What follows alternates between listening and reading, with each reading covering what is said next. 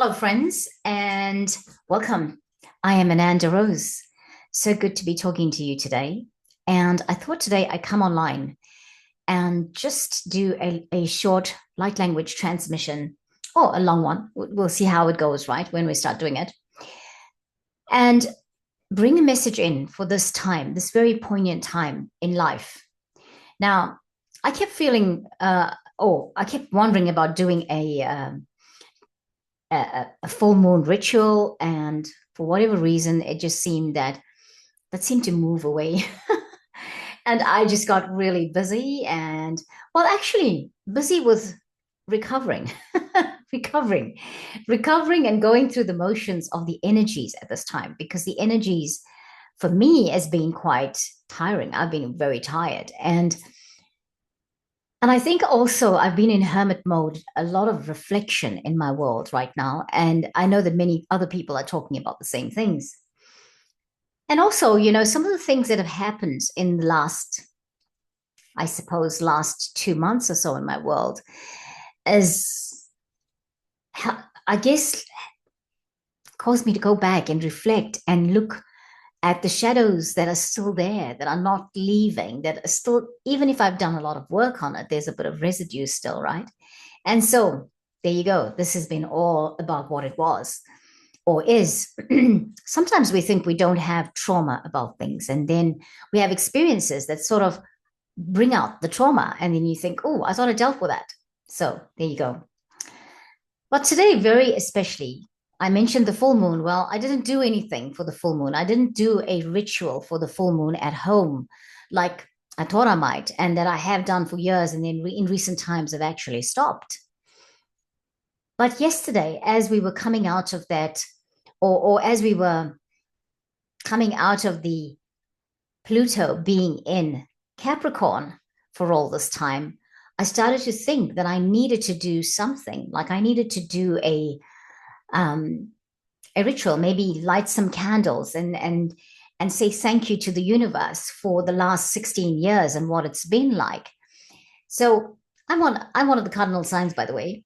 If you don't know that about me, or if you haven't heard me say that before, I am one of the cardinal signs. And the cardinal signs, Aries, Cancer, Libra, Capricorn, was affected by this Pluto being in Capricorn in an intense way. And it started in 2008. And it was very obvious when it started. For me specifically, it started in 2008.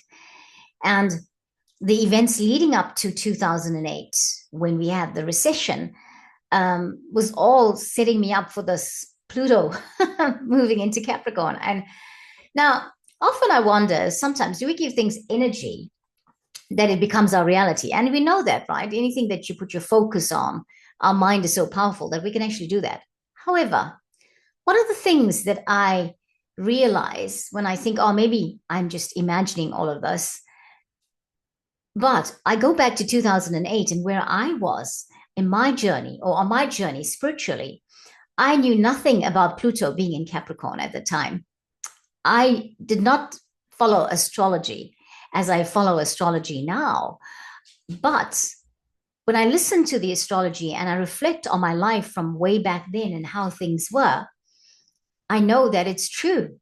So I've got Asterix here who's just come in and has taken the soft toy that I've had sitting on there, that is CJ, our cat, who passed away in January. So Asterix is just visiting us, and he's been playing with Baxter, and so he's just gone and done it. Anyway, let's carry on. Asterix has got the soft toy. I'm sure that we'll save that soft toy in a minute. He just wants to hang out with it. That's all. So, coming back to what I was saying. So, when I reflect back about my life in 2008 and some of the events that have happened at significant points since 2008, like I know that what the astrology is saying lines up.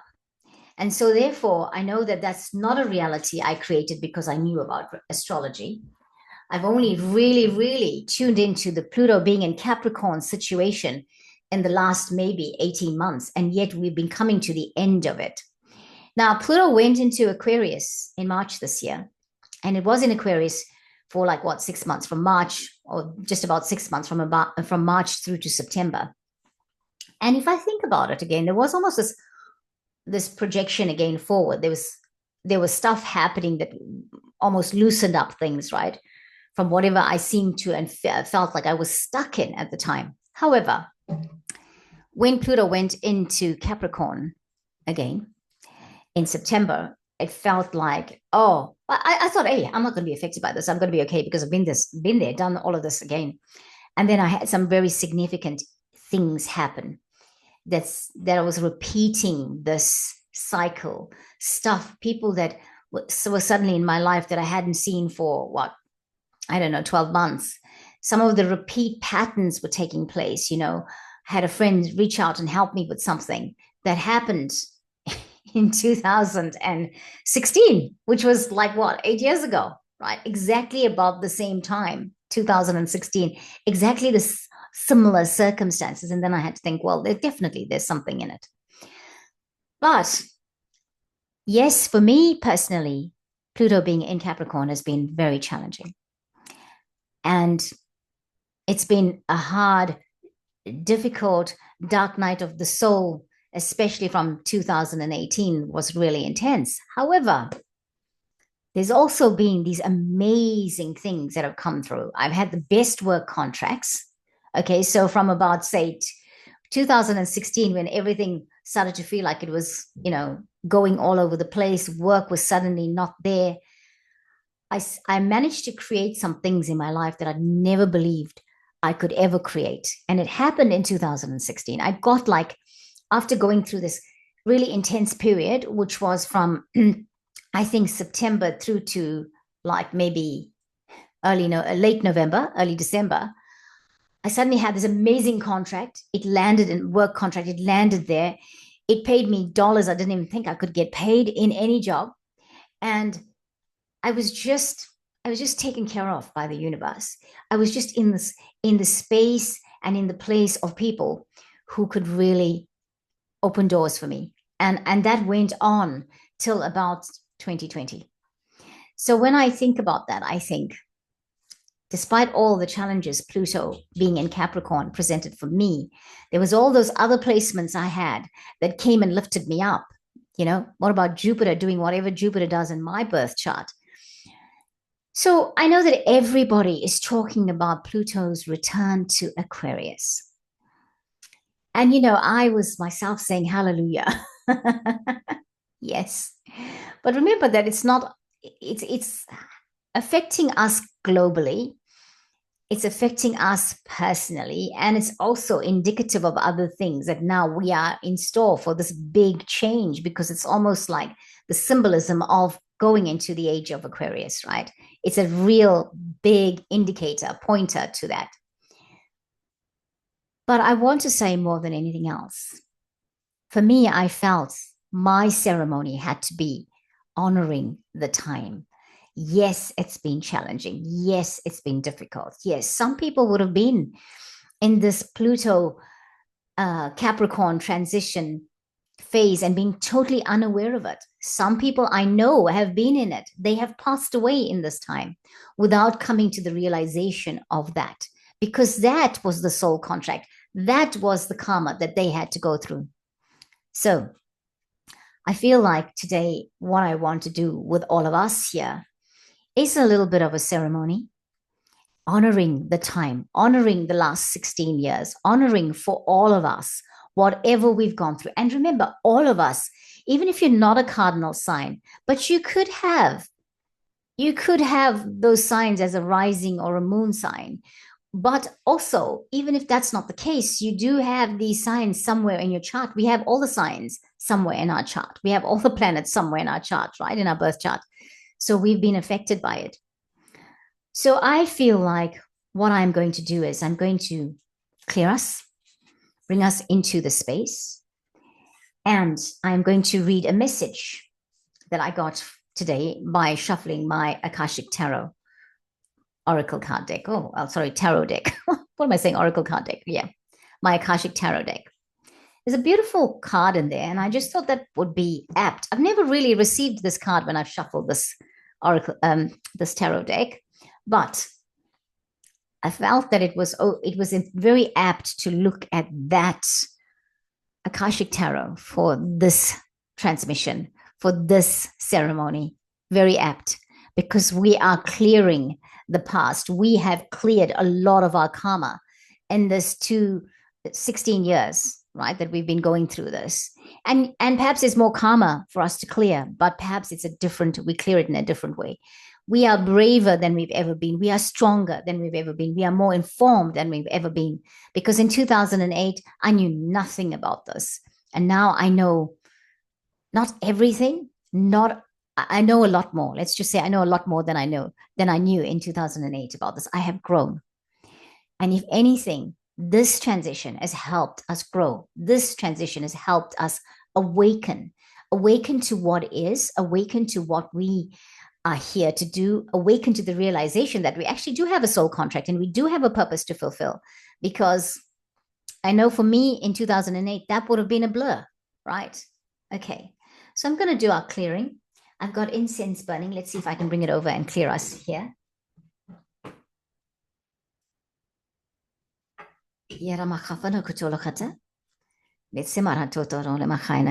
Oh, it's almost burnt. There we are, but still, there we go. There's enough. There's enough for you, for us, for me.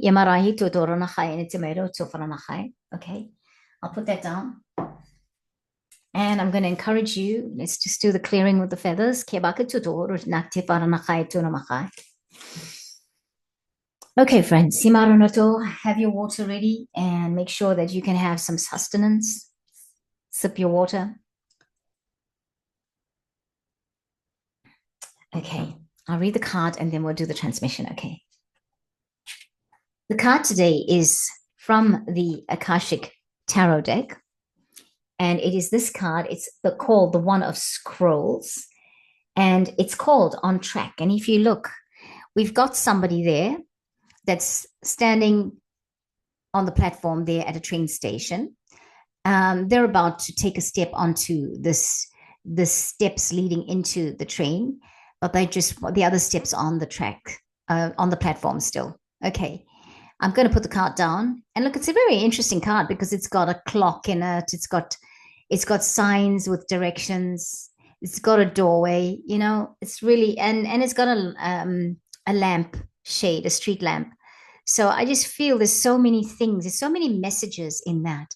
The light is there. We're about to move. Time has passed. We've got different directions. Well, you have choice, isn't it? You have a doorway there that you can go back into or you can move forward into. You can, So here we are. I'm going to put the card down for a second and I'm going to read.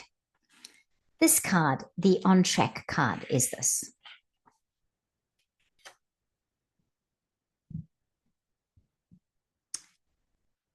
A man at a train station looks over his shoulder at the signs that point to other tracks. So there's the signs pointing to other tracks.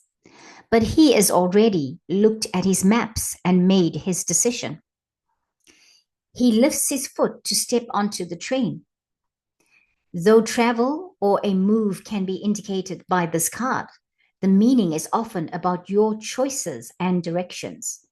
You may have been ambivalent about taking a certain track in your life with regard to a project, a relationship, a career directive, or even a location. But now it's time to decide.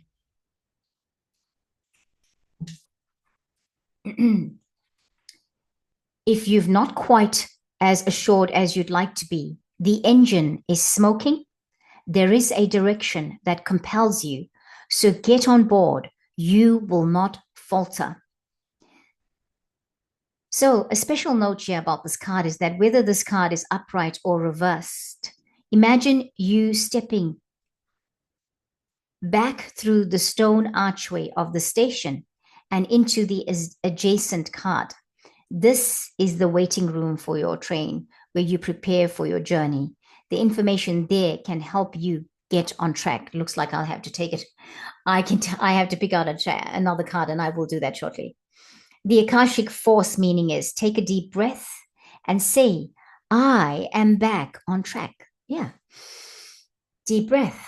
I am back on track. Feel the clarity of that declaration and let that energy fill you. I am back on track. I am back on track. I am back on track. As the state of readiness moves through you, sense just one simple action that will realign you with your purpose.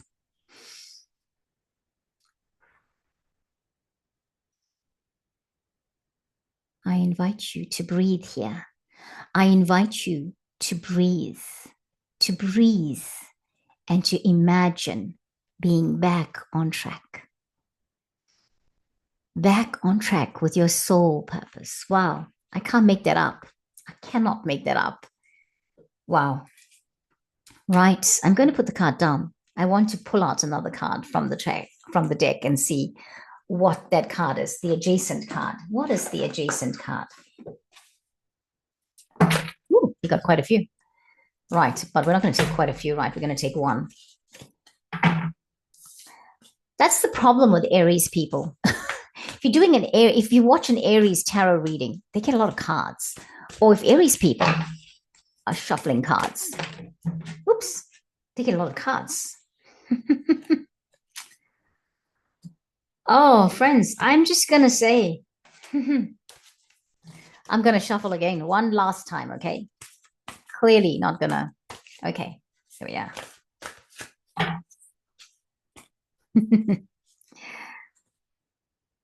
I've got it again. I got both of them again, and I'm just going to tell you what they are. So what the first card that we got after reshuffling, I can't make this up, right? It's the last shuffle. I can't do another one because I gave you my word. It's the Akashic Library. It's the Akashic Library, and the other one is the Treasure card. And I'll just quickly look at them because I feel like, so the Akashic Library is a major arcana card in this, right? Of course, it's the Akashic Tarot, so why wouldn't it be? Right, let's pull it. Let's read it. Number 2. Inside a great library, candles cast a glow upon the books in the tall shelves. A sage sits thoughtfully with an open book on his table and a quill pen in his hand. Sometimes this card can indicate writing or publishing a book for you. This card also symbolizes a new initiation, an ability to manifest a new life in every way. I can't make this up. You have moved deeper into the Akashic records and to a higher self-awareness. Further investigation may be required, but you now have a better understanding of your old motives and new purposes. What have we just been talking about? Wow. When you receive this card, whether upright or reversed, it indicates that a book will bring a message to you. Today, open any book that compels you to do so. Let it fall to any page. Read a passage there and reflect on the words throughout your day. That's there. Let's look at the 2 of Keys, which is the Treasure card. All right. I'm not reading the whole messages, but I'm just reading some things that I think will be of significance. Okay, so we cannot make this up, guys. Can you believe that, guys and girls? We cannot make it up. The 2 of Keys. A man looks dejectedly at a smashed treasure chest in a room that obviously has been robbed and plundered. Behind him, a stream of light shines from below the lid of an unbroken chest that rests on a small table, the only piece of furniture in the room that hasn't been touched. This card represents a great loss or disappointment in your life right now. It could be the loss of a job, a relationship, or even an opportunity. But remember that this phase is temporary. It might take some time and effort to rally your forces to recover, but there is a great treasure within you that is always available. The little chest represents that part of you that is filled with light. It isn't vulnerable, and it can never be lost or damaged. When you focus on what's wrong or what's lacking, it perpetuates your sense of emptiness and victimization. So don't let yourself get lost in your loss. Open the lid to your light and let it illuminate your way. There are other opportunities and greater wealth waiting for you to discover. Wow, friends. What can I say? I think that treasure card is so personal to me, but I'm sure that it's personal to many of you as well. Okay, here we are. Here we are. Hukaramakita ko tufaranachai na tufaranacho letsena tufaranachai urumachai na tiferaketo. Let's do our transmission. I was going to do a separate transmission, but I think for whatever reason, it feels like it needs to come through here. So how are you doing, my friends? Let's go to so feet firmly planted on the ground. Gotta make sure the hair is all right for the camera. Have another sip of water.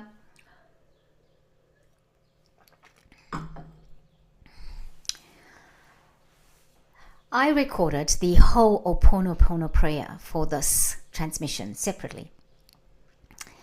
But I feel very guided that I need to do this differently. I need to do it right here, live.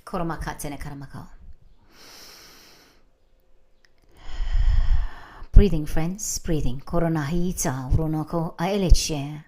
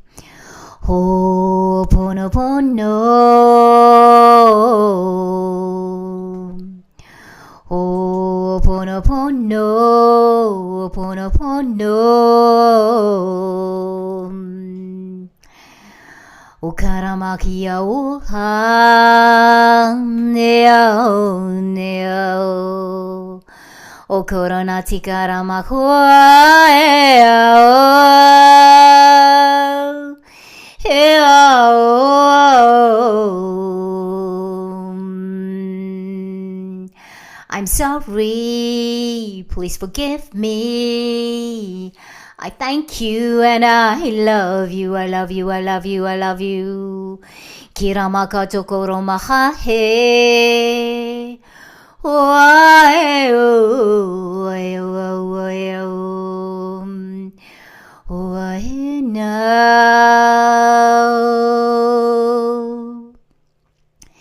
Hilele makwa ya ho pono pono ho pono pono ho pono pono ho pono pono. I'm sorry, please forgive me. I'm sorry, I thank you and I love you. I love you, I love you, please forgive me. I'm sorry, I'm sorry, I'm sorry. Please forgive me, I'm sorry. Ho'oponopono, ho'oponopono, ho'oponopono, ho'oponopono, ho'oponopono, ponopono.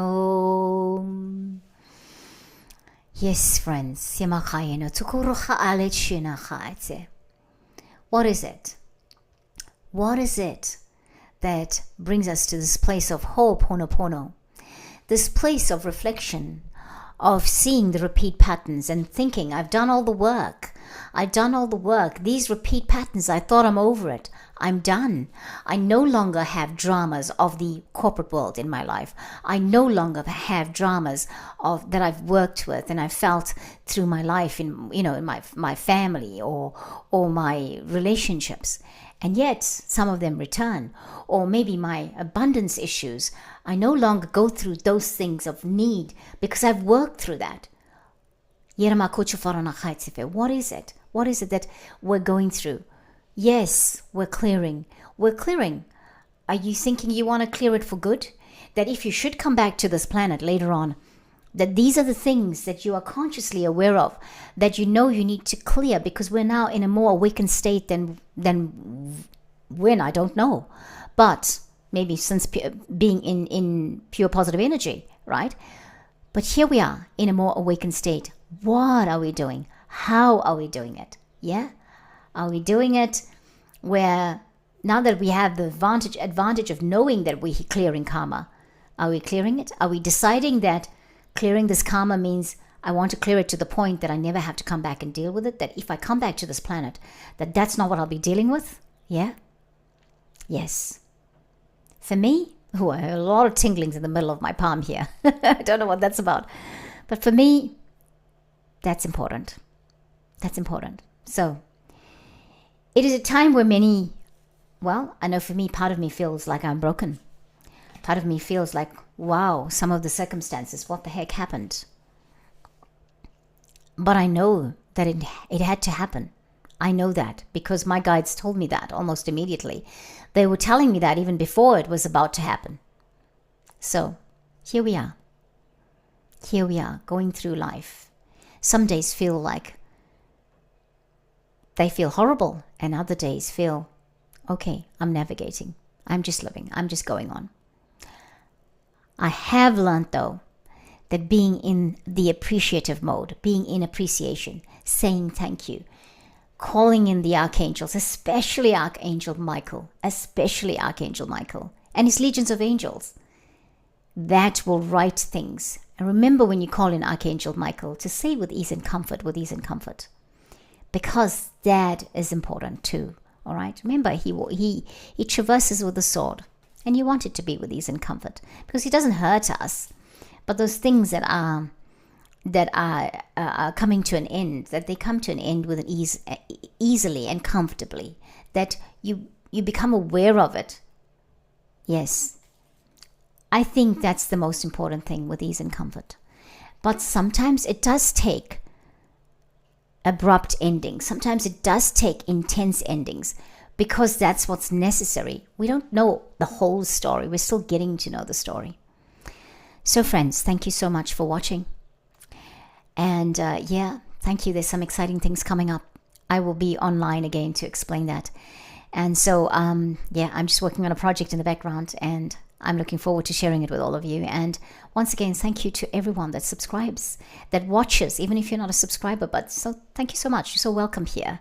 I'm glad that you visited. I'm glad that something in that we put out, or I put out, you resonated with. Yeah. So much love to all of you, everyone. Namaste, and I'll catch you next time.